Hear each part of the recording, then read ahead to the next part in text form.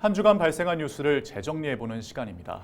지난 한 주 동안 주요 이슈는 뭐가 있었는지 이상원 뉴스민 기자를 통해서 이야기 나눠보겠습니다. 화상으로 연결해봅니다. 안녕하십니까? 네, 뉴스민 이상원 기자입니다. 네, 우선 지난 한 주 동안 발생한 주요 이슈부터 종합해 주시죠. 네, 22대 총선이 끝났습니다. 큰 이변이 없었던 대구 경북 선거 결과 짚어봅니다. 대구 경북 지역에 소나무 재선충병이 극심하게 퍼지고 있다는 뉴스도 전해드립니다. 끝으로 세월호 참사 10주기를 맞아 우리 지역에서 이루어진 추모 행사들 살펴보겠습니다. 네, 먼저 이번 총선과 관련해 전체적인 결과 종합해 주실까요? 네, 전통적 우세 정당인 국민의힘이 대구 경북 지역구 25석 전석에 당선됐습니다.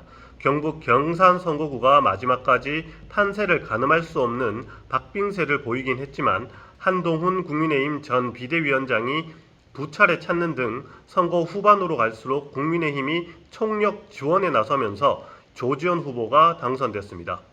더불어민주당은 지역구에선 당선자를 내지 못했지만 비례대표에서 8년 만에 TK 전략 후보를 내세우면서 임미애 민주당 전 경북도당위원장이 국회에 입성합니다.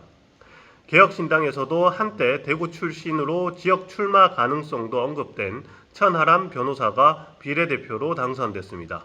이들 외에도 김위상, 이다리 등 지역 후보가 추가로 국민의힘 비례정당을 통해 국회에 입성하게 됩니다. 네, 지역에선 지방의원 재보궐선거도 있었는데요. 그 결과도 한번 살펴볼까요? 네, 22대 국회의원 선거와 함께 치러진 대구 경북 재보궐선거는 모두 6곳입니다. 이 중 대구 수성구의원 보궐선거에선 전학익 더불어민주당 후보가 당선됐습니다. 이곳은 배광호 전 국민의힘 구의원이 주소지를 수성구 밖으로 이전한 일로 의원직을 상실했고 국민의힘은 공천하지 않았습니다. 다른 5곳은 국민의힘 후보나 국민의힘 출신 무소속 후보가 당선됐습니다. 대구 중구 구의원 선거에선 국민의힘 임태훈 후보가 당선됐고 경북 의성 군의원에도 국민의힘 김원석 후보가 당선됐습니다.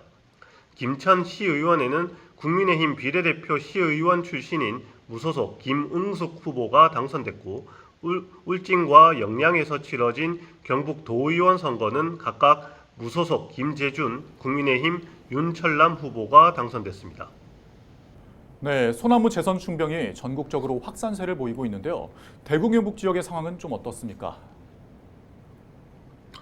네, 대구 경북의 소나무 재선충병 확산이 심각한 수준입니다. 일부 지역에선 더 이상 확산을 막기 어려운 지경으로 감염이 광범위하다는 분석도 나옵니다.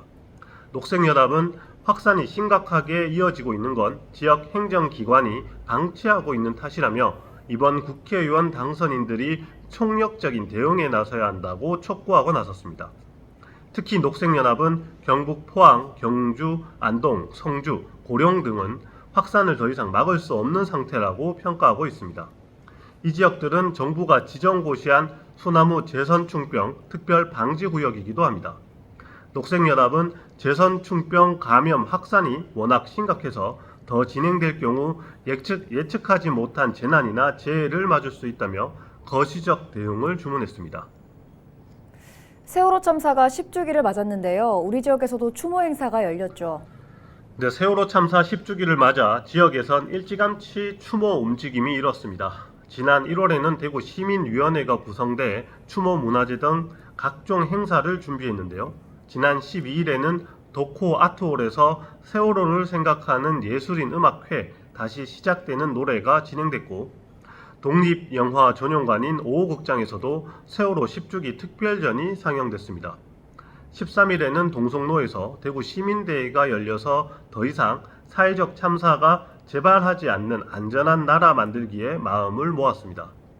10주기 당일인 16일에는 동성로 일대에 시민 추모 분향소가 마련되고 이와 별도로 경기도 안산 화랑유원지에서 열리는 10주기 기억식에 참여할 시민도 모집하고 있습니다. 네, 오늘 주간 이슈 점검 여기까지 듣겠습니다. 지금까지 이상원 뉴스민 기자였습니다. 고맙습니다. 네, 감사합니다.